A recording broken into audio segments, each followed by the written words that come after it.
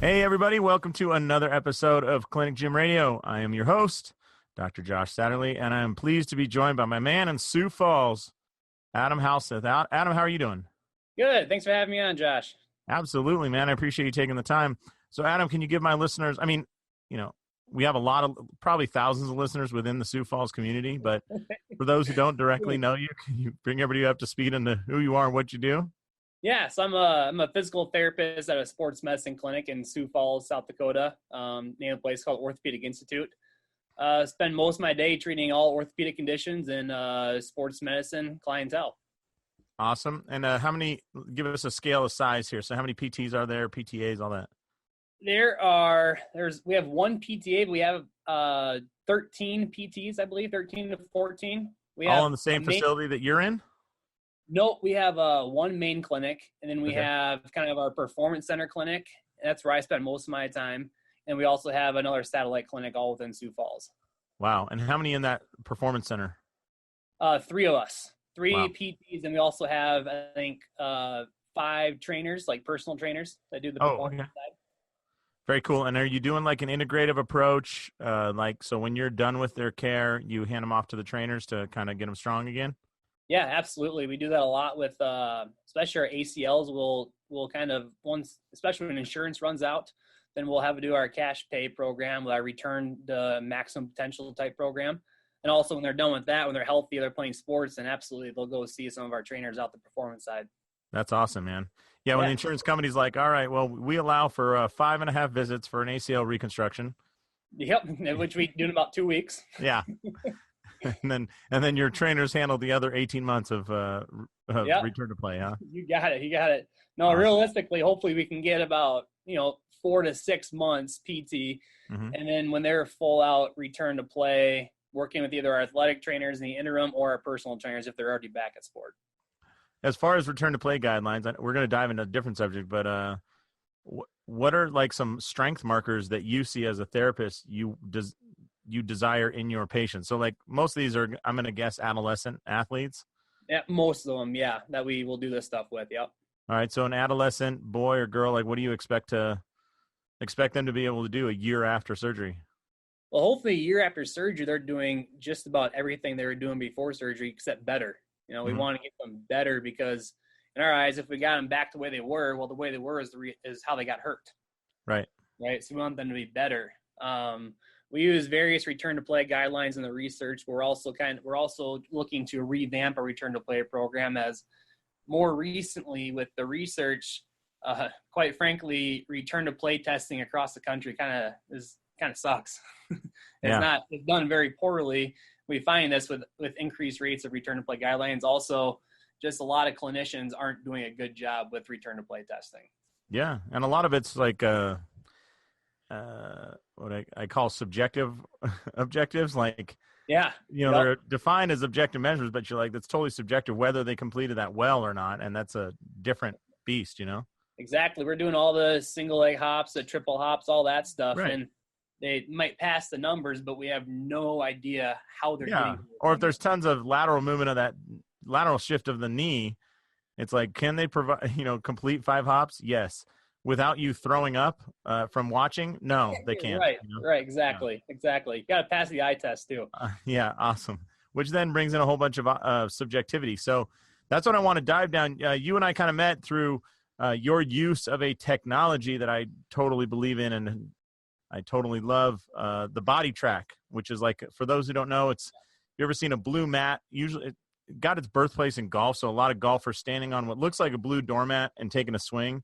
That's the technology. But Adam I had on because he took that and made something even more incredible out of it. Exactly. So I got the mat. You're the guy that took the chamois and made the sham wow. You know what I mean? Yep. There we go. That's a little more credit than I probably deserve, but sure. So I, like a lot of other people, I was introduced to BodiTrak through Titleist Performance Institute as a golf medical provider, and I wanted one. Well, so I'm not my boss, right? So I had to convince the bosses to get me one, right? And so the way I was able to do that is not just for golf, because they wouldn't have paid for it then. Right. I was able to kind of convince them, well, this has got use outside of golf. This has got more use in sports medicine than does in golf. Yeah. That they just have BodiTrak at that time just barely scratched the surface with that. So at its core, let's talk real quick what it is. So it's a mat that tells you like pressure distribution. Yep, center pressure distribution, as well as vertical ground reaction force. Right. And in real time. Right. And some pretty high-end accurate stuff like how long it takes for that variation or wobble to go away. We call that time to stabilization. But I mean, imagine if you stepped off a curb, a healthy, active individual will stabilize that foot very quickly, whereas your, old grandmother might be, shifting back and forth, trying to constantly find her balance. Exactly. It tells you that in real time. Yes, exactly. I can take a video of somebody and I can watch exactly what their feet are doing as they're doing a squat or a single leg balance or a single leg jump or something. Right. Or in the case of return to play, are they actually centering their pressure over their entire foot, or is it off to, say, the medial side, which might mean they're biasing towards valgus, although we can't see it as therapists. Exactly. And we look a lot at a heel toe distribution as well in that pressure. Okay. You can have symmetric and 2D video. What we typically PTs will do to look at knee angles, hip angles from the side, but you can have nearly identical hip angles and knee angles, but completely different ground mechanics. Yeah. Which changes your moment arms and everything, and changes what muscles you're using. And our bodies are very smart and very good at compensating. So that's what you can pick up with the BodiTrak. Yeah. Awesome. So this for people, like when you're saying film, the display of this is all on an iPhone or iPad or something. So you run a video and you also see that pressure map of where they're putting pressure as well. I'm trying to give people that haven't seen this like a visual picture so they can kind of see what we're talking about as we dive in. So yeah, you can take your cell phone just like you record a video on it with anything, right? And you can, if they're on this mat, you can record it, and part of the screen is them doing the squat, for example, and the other part of the screen is all their pressure distribution, their pressure map. Right. So if you had a person coming back from return to play and you asked them just to squat, they could trick you with a pretty good looking squat, but you might see, oh, there's only 32% of pressure in the left affected leg as they come out of that squat, meaning they know how to cheat you, but they're not actually pushing down greatly. And that happens all the time. And you catch it all the time, right? Exactly. You can't hide it. Their squat can look symmetric. They get on that mat and they're like 70%, 30% favoring their non-surgical side, or even, and then I'll tell them to keep it 50-50 where they can watch themselves do it. Now, and then we're looking at the heel toe center pressure is like a complete 180 from each other. They're basically kind of doing like a rotational squat, right? Like they're maybe more on their heel on their non-surgical side, more on their toe on the surgical side. Yeah. It's a hip dominant versus a quad dominant pattern. Awesome. And so it's pretty hot. Like you can see all this, and I don't know of any other technology ever like has done this. No, I mean, nothing like this, because not with real-time feedback. Yeah. Like and the funny thing is, we both love BodiTrak. I don't think they realized how powerful this was when they released it. It was like, oh, here's what produces a great golf swing. And it's like, dude, you just discovered the Rosetta Stone of movement analysis here. Like, that gives us incredible insight. Yeah. They can continue to learn too. It's just, seems like every time I talk to these guys, there's more and more ideas we're figuring out with this thing. Right. Yeah. It's just a measurement device. Then all of a sudden it's like, oh man. Yeah. So it must've been like the first time they discovered fire in the caveman, and you can stay warm with it. You can light stuff up and you can see at night. Hold on. Down. Adam up here said he actually cooked food. We don't eat cold food anymore. Holy shit. Yeah, exactly. Real quick, before we get back to our interview, I want to make sure that you know our website, clinicgymhybrid.com, and you know that we offer a series of high-impact lessons, 42 lessons, in fact, in our Accelerator Lite program. And the goal of that is to get you up and running and get that first few $1,000s of recurring revenue from memberships in your gym, all right? So if that's something you're interested in, go ahead and head over to clinicgymhybrid.com. Again, that's clinicgymhybrid.com, and we will get you set up there with our Accelerator program. All right? And now let's get back to our interview. Thanks. so let's go back to when you first brought it into your clinic, right? Like, so here it was like, hey, this is a golf thing, and you're like trying to, find some use case that the higher ups would be like, hey, we'll agree to pay that amount, but you got to do something other than work with old crusty 65-year-old country club members. Yeah, right. What was the first thing that you thought it would be good for? Not that you actually used it for, but you thought it'd be good for. The first thing outside of golf I thought it'd be useful for is biofeedback with the reteaching a squat pattern. Okay. That's the first thing we did. So this is stand on the mat, it's zeros out, and then we're going to tell you, are you heel dominant, toe dominant, and where's the pressure per limb? Yeah. Excuse me, is it a 50-50 distribution, or is it a, 65-35? Put it simply, how symmetric is their squat? Yeah. And how'd that go? It went fantastic. I think we had my boss and one of our physicians that partly owns the clinic as well. Yeah. Got them on that one time. They thought it was the coolest thing they've ever seen, basically. All right. And then when you started bringing that into clients, like how big of a change? So if it took you, 4 visits before to teach a symmetrical squat, now are you doing it in 34 minutes? Yeah, we teach them it much quicker. It's getting a feel. So like one thing you learn in the golf world is feel versus real, right? So what they feel is a symmetric squat without that is far from it. And so they can see what a symmetric squat feels like. Now when they go to their home program at home, they remember how that felt and they can do it a lot better. We come back in and retest it and it looks perfect. Also, what we found is people immediately post, like within the first week post-op after an ACL, they're doing mini squats with us and like they don't feel tired. They're not getting a work in their leg. All of a sudden now we get them 50-50. They can do 4 squats and they're burning. They're tired. But because you're taking away their ability to compensate. Yeah, because now they're forced to use their leg, whereas naturally our body is going to lean towards a strong leg if we do a squat. All right. And what are you seeing with recovery times for major injuries? So, I mean, you're saying ACL, but any injury, so even a strain, sprain, like what are you seeing as far as recovery times? Recovery times, it depends on the injury.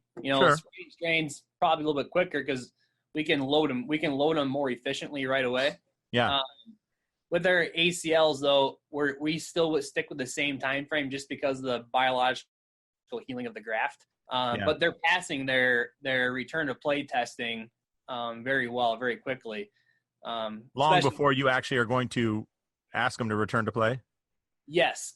That's just with the newer research. They might pass return to play testing at 5 or 6 months, but we know the longer you wait, the exponentially decreased risk of re-tearing it helps. So I try to convince them 7, 8, or even 9 months if possible, depending on where they're at in their sport life. Yeah, well, unfortunately, the BodiTrak doesn't help you deal with overly competitive parents, right? No, absolutely not. No. That'd be a great tool to have. So, So you started out with symmetrical squat patterns. It shined really well there. And then what was the light bulb that went off in your mind? Like, I should try it with this. Light bulb went off. I had actually I wrote an article about this for BodiTrak. At a soccer player, D1 soccer player coming off an ACL. She's looking fantastic. Strong legs, athletic, works her tail off, doing really well. She was 4 to 5 months out. Can't remember anymore. It was a couple years ago. And we had her doing some jump testing. Okay. So they had her do is, they're like, let's just have you do on the mat, see what happens. Have her do a single leg jump. This is standard return to play for competitive athletes kind of stuff. You're not changing the protocols. You're just changing the measurement system. Now we're just doing it on the mat instead of on the ground. So we still have our 2D video because the app can do that as well. Now we have her jump. All right. And we had her do vertical jumps too. We tested the vertical jumps within like a half an inch right to left. So she's doing awesome. So if she previous to surgery was say, 29.5 inches, she's now 29, but you're like, hey, power's good. Exactly. Yeah. So that part she would have passed, right? Based on return to play. She's within that 90% criteria. So we had her on the mat and we found something pretty fun. For us as clinicians, at least, not for her. Yeah. Is that loading pattern completely different. She's creating the power the same. Your side view 2D video, your knee angles, hip angles, all pretty much symmetric. Her loading pattern and her surgical side, she never ever got into the back of her foot. She never got into her heel. She kept all her load on her toes, from the loading position to the jump the whole time. Whereas her good side, her non-surgical side, she classically came down, loaded into her heels, and came off on her toes perfect. And so it's that hip dominance versus quad dominant pattern. And you see these asymmetries. Asymmetry is a big indicator of a risk of injuries.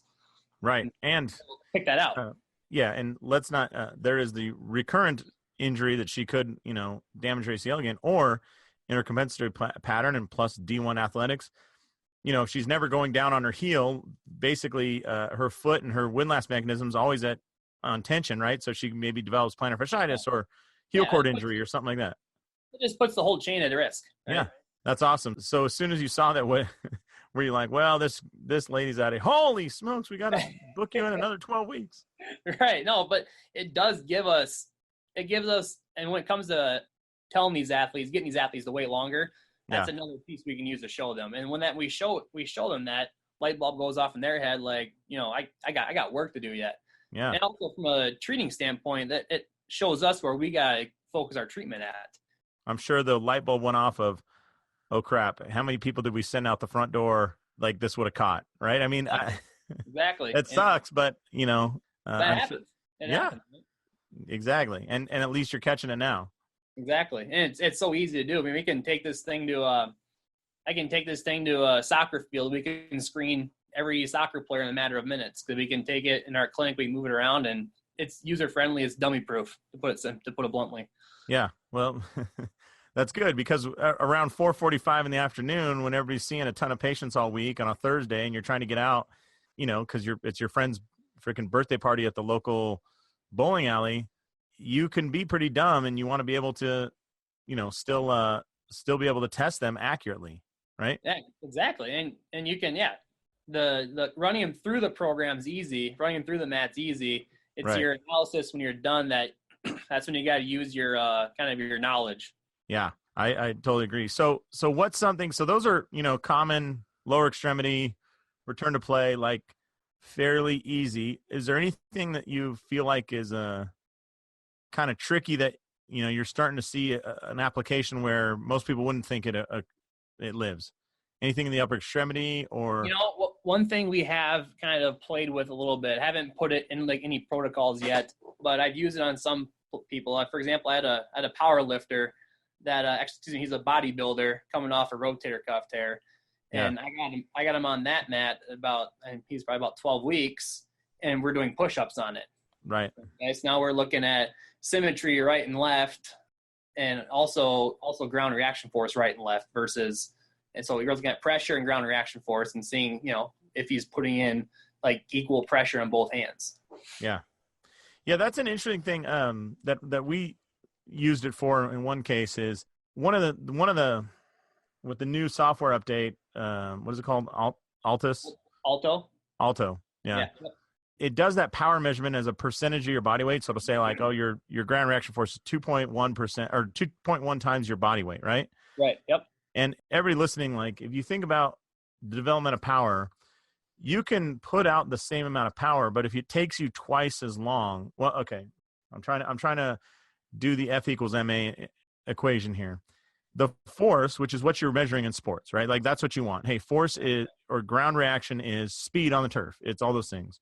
And a lot of things go into, how much weight can you move? But what really is rewarded in sport is strength times acceleration, or, your ability to apply more reaction.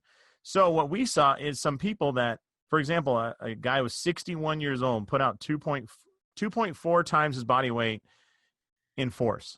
Right. Now, he can jump like a mofo, right? I mean, you've seen that. That's a lot of force, right? Yeah. He's scared to land. So he doesn't want to go up. And because he's like, I don't trust my balance anymore. So he's willing to put the force into the ground, but he cuts it short on his launch because he's like, I don't want to leave the ground too much. And I'm like, oh my God, this guy is like an incredible athlete. He was a golfer. But if you can take that and you harness that, you're like, this engine generates some serious power. We need to do, so we worked with this golf instructor to develop a swing that was like, basically we call it tear the turf up. Like, he never really used his feet. And I said, dude, with the power you can put in the ground, like lengthen those spikes, dig in, and, repair your divots after your swing. Like, I'm talking about the divots from your feet, not from your golf club. But, that was something that I was like, wow, that's really different. And then the same regard is like some people they can produce a decent amount of, I don't know what you want to call it, but it takes them forever. And I'm Right. like, the speed. Now you're talking about that rate of force development, RFD. Yeah. Have you played with that? Yeah, so definitely. The way I look at when I'm testing somebody on the mat, we kind of look at things like a hierarchy. We look at jump height first. Okay. Let's say jump height is pretty equal. Okay. All right. Then we will go down. Then we'll look at your rate of force development. Okay. So if your jump height is equal, but you're creating that power to jump at a much slower rate, then we know there's a weakness somewhere. Okay. So we've also noticed too, you can put in a lot of force and just barely get off the ground because you're doing it so fast. Mm-hmm. Right. So the force is mass times acceleration. So if you want a high force, you can just barely jump off the ground, but do it really quickly. That's the bullet, right? Incredible acceleration, not a lot of mass, but. Exactly. That won't give you a very high vertical jump. Now we're trying to get athletes back to sport. We want how hard can they jump, that kind of thing. And so that's why we look at jump height first. If that's the same, all right, now we're going to look at rate of force development. Now do we see a big difference? Mm-hmm.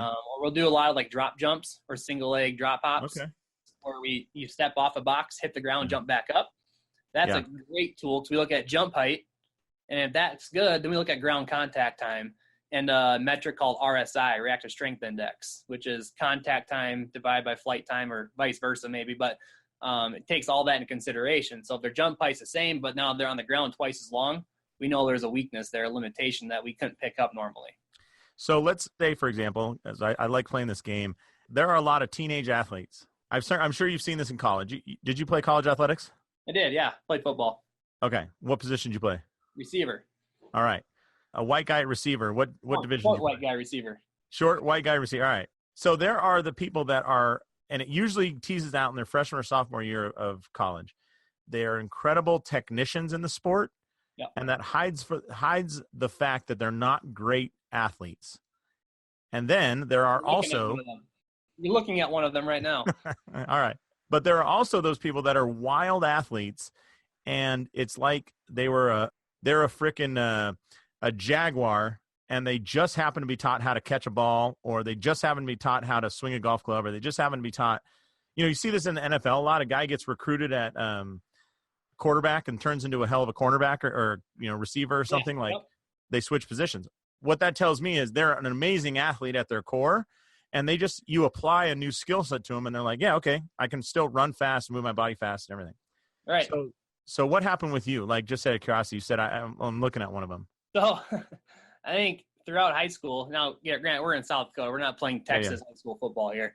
Okay. So I was good receiver in high school, but never the fastest, couldn't jump the highest. I was technically sound. I could beat just about any DB in the state at the time. Get to college, did well enough. But then my lack of elite athleticism really started to show up. Right? And you can no longer hide it with knowing the patterns well, or exactly. I couldn't because now everybody becomes better technically. Right? Yeah. DBs and receivers, and so then now the good athletes will win. Yeah. So could you use the BodiTrak as essentially a combine to go, who is my diamond in the rough here? Maybe they don't have a lot of technical ability, but just reassure the coach, like, I'm telling you right now, you want this athlete associated with your program. I don't care what you label him as. Like, I don't care if you say fourth string quarterback or second string receiver, or, I'm just telling you that this guy produces, like, I'm saying athleticism, but has athleticism, produces power fast, understands how to move his body and his levers, but maybe doesn't understand the sport itself. Yeah. I haven't really thought much about on that end, but absolutely you can measure, you can get the measurements, you can get their vertical, their power output that way. Mm-hmm. Then you can also see, you can compare it to norms, how fast they're doing it. If I get 100 people in here and I got a couple different people that are, jumping 30 inches, and one guy's rate of force development is twice as fast as everybody else, I'm like, that guy's got a lot more potential. There's a lot left in the tank right there. If he's jumping 30 inches, imagine if we work them and get him to do it faster, work on that. Right. His 30 inches is his dial turned all the way to low, right? It's exactly. The simmer on the stove. Absolutely. So there's a lot more potential there we can probably get out of him. So you'd be looking at rate of force development. What else would you be looking at? I think that, and you look at jump height first. You look at rate of force development. Right. But the reason I'm getting away from jump height is I can measure jump height with a, a tape measure, right? Like, yes, you can, but you don't get everything else. You don't get see exactly how they're doing it, right? You're not getting the pressure map. You're not getting the graphs that show your heel toe distribution, your medial lateral distribution. Also, if you're doing a double leg jump, you're not getting right versus left force production either. So if I got an athlete that maybe sprained his ankle eight months ago, feels great, and I see him do a 30-inch vertical jump and 80% of it's on his unsprained ankle. Imagine if we get that right, the other side working well again, how high is he going to be able to jump? He can produce the same force in each leg. Yeah. Have you seen, I'm asking this partly based on, have you seen that movie, The $1 Million Arm? Yeah, I think I have. Yep. Yeah. With the Tom House and all those guys. So basically they just went to India where nobody plays baseball, and they just started handing out baseballs and said, if you can throw this thing, I think it was 90 miles an hour, 92. If you can throw it 90 miles an hour, we don't care how you do it or what you look like doing it. We'll basically give you $50,000, which in the slums of India would be like saying you won the Powerball, right? Oh, absolutely. Yeah. And they found like 6 kids that could do it. And out of those 6 kids, I think they brought them to the U.S. and they threw them on 3D up at TPI, actually. They just threw them on 3D to say, is the kinematic sequence good, or is this kid producing 90? He's so motivated by money, he's going to throw 90 for about 5 more minutes and then completely explode. And out of that 6, I think they had 2 that they were actually twin brothers, produced a pretty efficient kinematic sequence and 90 miles an hour, never having picked up a baseball before. I mean, think about that for a second. Just natural, right? Yeah, but that's that diamond in the rough. They have no technical ability, none. I mean, right. They're looking at this like, why would I throw this thing? Like, Yeah.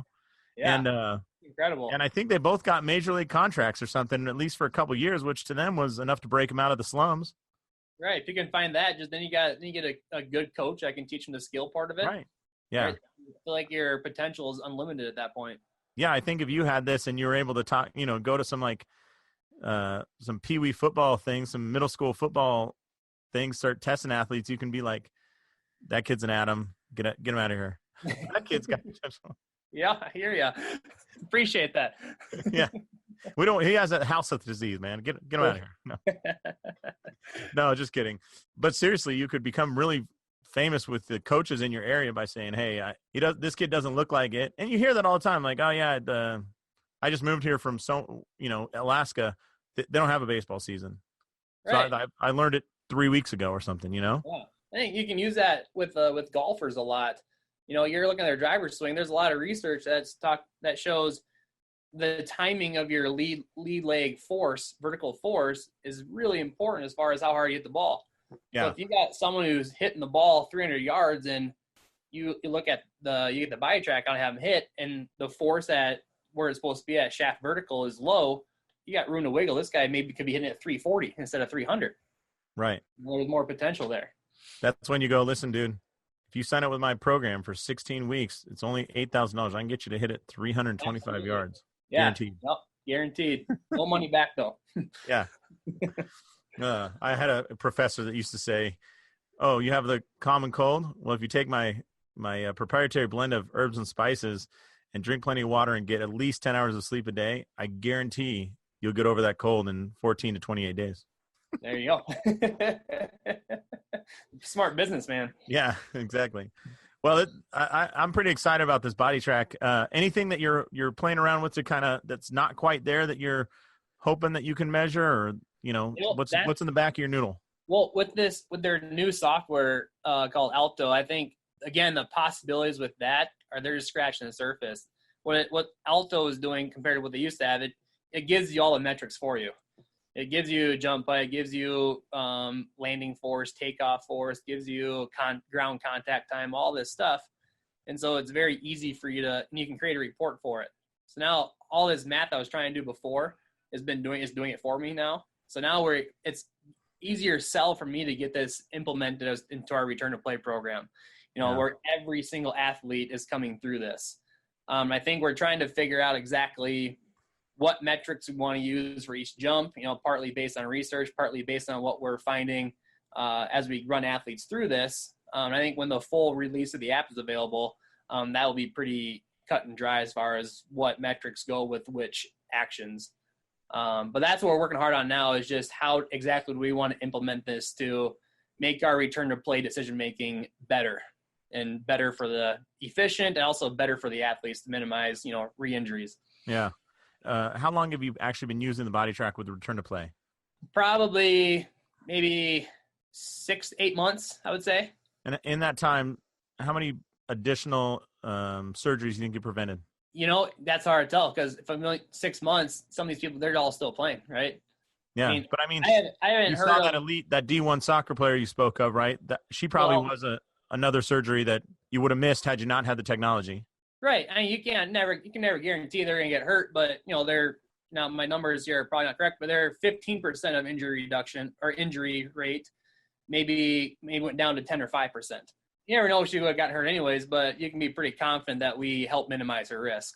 Yeah, I mean, and you think everything that comes along with that, a D1 athlete that gets one injury but comes back from it and is able to play their junior, senior year is a lot different than one that gets injured their sophomore year, comes back, never really performs again, and gets re-injured their early season in their senior year. That's a pretty crappy experience in D1 sports. Right.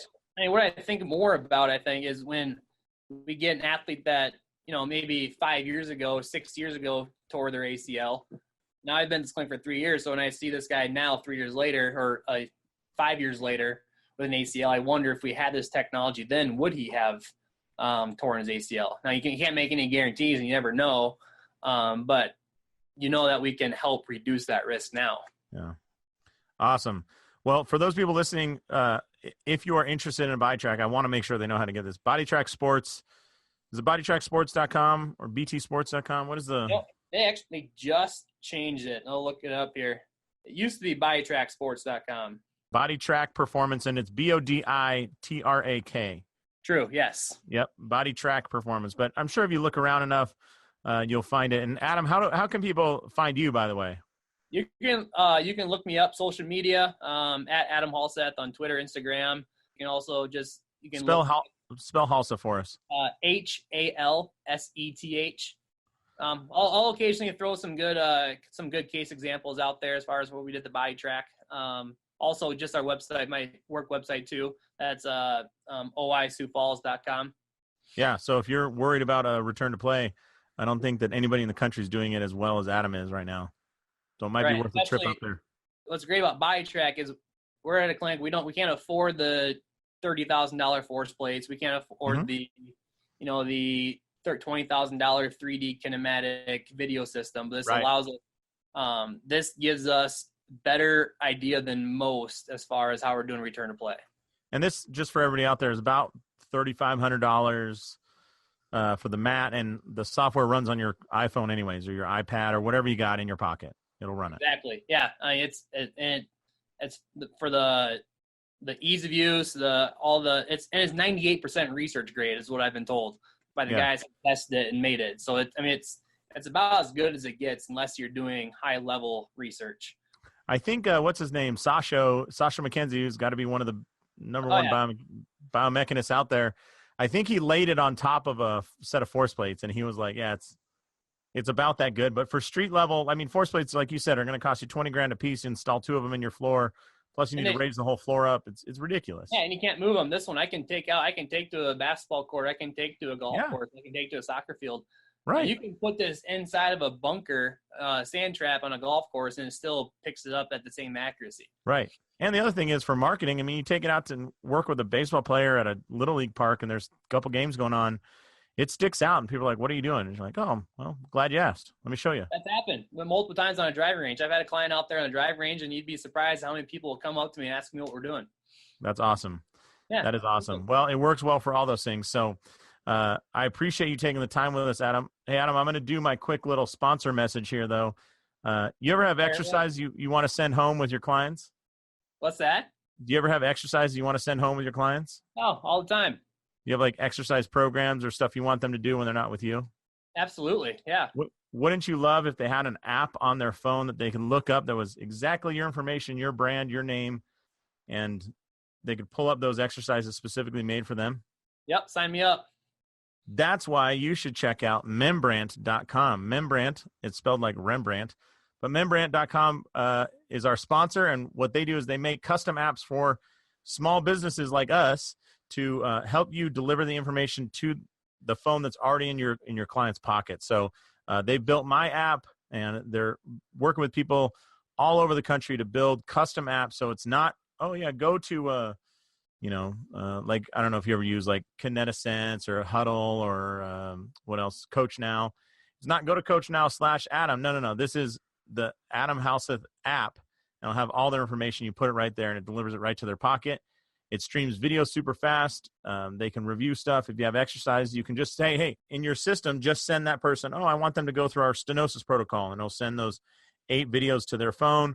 Or you can say, I want them on the ACL, weeks 8 through 12 thing, and then automatically time out to the ACL 12 through 16 program, all on their phone, all where they already are. So they can watch it, everywhere that you watch an app, which is like the bathroom, while driving, all the places that are important, right?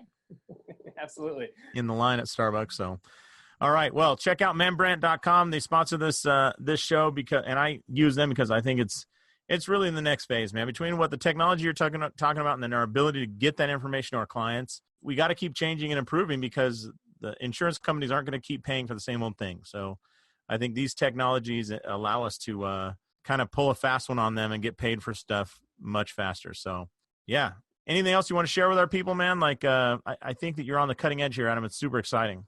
No, I think it's just being aware of our current return to play protocols, knowing the current research and knowing how bad return to play protocol testing is now and try and make it better one way or another. Yeah. I mean, it's almost like when you look at it on an objective measurement system like the BodiTrak, you like shake your head like, oh my God, we were using stone tools before. Yeah, exactly. Your triple hop test gives you very little information as far as how safe an athlete's performing that exercise. Yeah, and by the way, little asterisk, it's incredibly dangerous for the little information that it does give. Right. Yeah. Because it's one of those things like, how do you know they're not returned? Well, they just re-blew their ACL on hop testing. That's how I know they're not ready to go. I hope that's never happened to anybody. Yeah. I'm sure it has, though. Very cool. Well, thanks a lot for taking the time today, Adam. This was awesome. Hey, thank you, Josh. Appreciate it, man. All right. On behalf of Adam Halseth, this is Dr. Josh Satterlee saying, go out there, maximize your license, and live the life you dream of. Have a great one, Adam. Thank you pretty much, Josh. Have a good one. Hey, how about that? Another great interview here on Clinic Gym Radio. Listen, if you're serious about starting up your own Clinic Gym Hybrid, then please go to clinicgymhybrid.com and check out our website there. We also love to get you involved in our accelerator program, which will walk you through step-by-step the 42 pieces you need to start your own Clinic Gym Hybrid. I'm Dr. Josh Satterlee. We'll talk to you later.